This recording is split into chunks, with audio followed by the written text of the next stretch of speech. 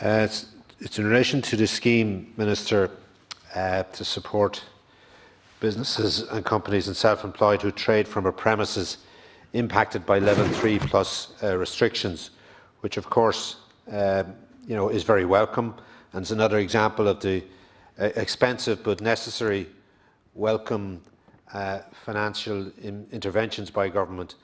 But I'd appreciate in the first instance if the Minister could relay to the House and to me the details of the uptake and applications and awards afforded under this scheme in my own constituency of Laois Offaly, please.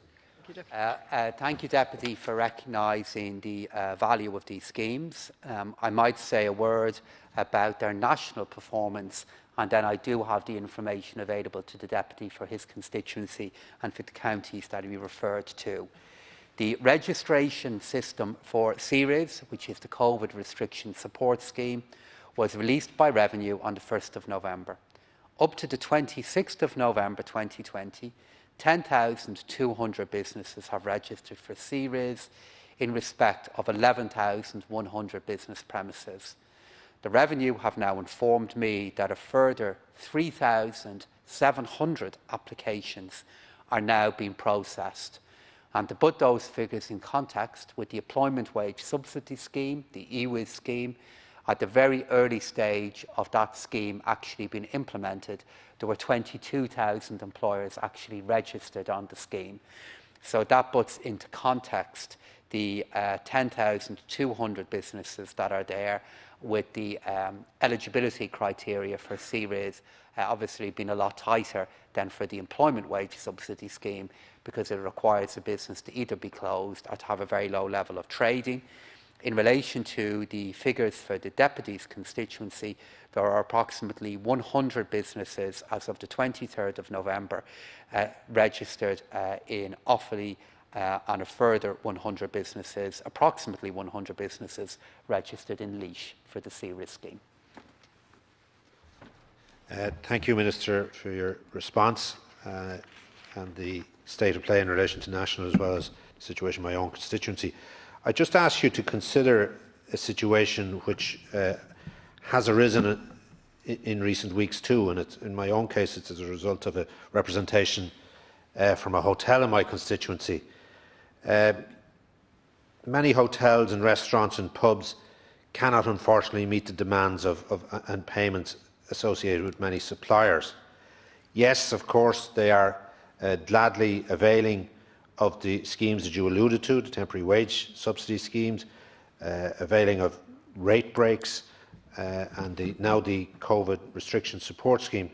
But they still, unfortunately, have many issues surrounding bank and lending repayments, which of themselves, it would appear, because of liens against properties, restrict banks, it would appear, in approving or granting funds under the government guarantee scheme, which had been hoped would be used to help and assist in the payment of suppliers. But this is leaving now, as a result of them not being able to access those funds, leaving them at a loss too. So it's an anomaly that sees some businesses, but definitely suppliers, exposed. And it's something I'd ask you to consider, to maybe a similar scheme as the one you alluded to earlier might be in place for suppliers to this sector. Thanks very much, Deputy. And just to give you some further information in relation to your counties, looking at how they are drawing down the other supports that Deputy Cowen referred to. If I look at Offaly and Laois collectively, there are now 379 employers, for example, that are participating in the Employment Wage Subsidy Scheme, a further scheme that Deputy Cowen referred to. And out of those 379 employers, there are 4,056 employees in the counties that Deputy Cowen refers to that are participating in the Employment Wage Subsidy Scheme. And I raise that with the Deputy because that is the other way in which we are trying to help, for example, the suppliers that Deputy Cowen is referring to, in terms of expanding the eligibility of the CERES programme to, for example, include people who are indirectly affected by COVID-19 but not forced to close their premises. The C-risk scheme is designed to support businesses that are broadly closed, and I'd hope, Deputy, that the employment wage subsidy scheme is of help to the suppliers that you were referring to. Of course, the greatest help that we can give to them is to have their customers open and trading, and they're in a position to trade with them as per normal. Thanks again one minute to the Minister, and I do, as do many of my constituents involved in businesses that have been severely impacted by the restrictions, greatly appreciate and acknowledge the commitment that government has made in their response to the pandemic by virtue of the massive amount of funding that has been pumped into business to give them an opportunity to be in a position to take advantage of the uplift if and when, and we hope it's very soon, those restrictions are eased.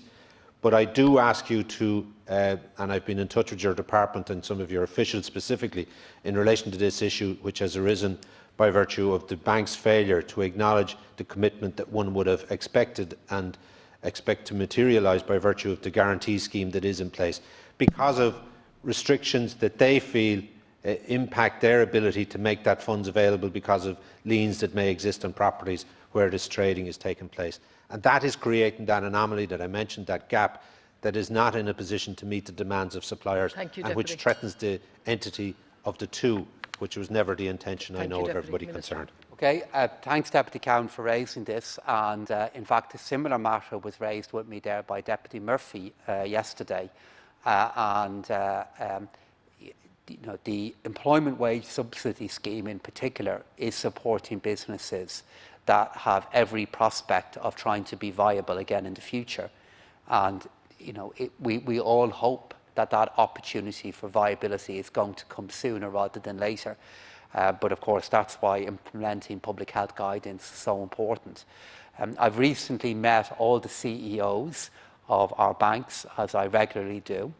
And what would be helpful for me is if Deputy Cowen might give me the details of the particular business that you were referring to, if that business is comfortable with the sharing of their details with me, and I'll follow up on that matter, because I have every confidence that the schemes that we have in place at the moment are making a difference to supporting employers at a tough time. And just to conclude on this point, Cahirlock, and for example, banks have informed me that they will treat mortgage applications on a case-by-case basis, and somebody being on an employment wage subsidy scheme shouldn't disbar them from getting a mortgage, which of course it shouldn't. In general terms, it needs to be looked at case by case. Thank you. And if Deputy Cowen gives me that information, if he can, I'll follow up on that. Thank you very much.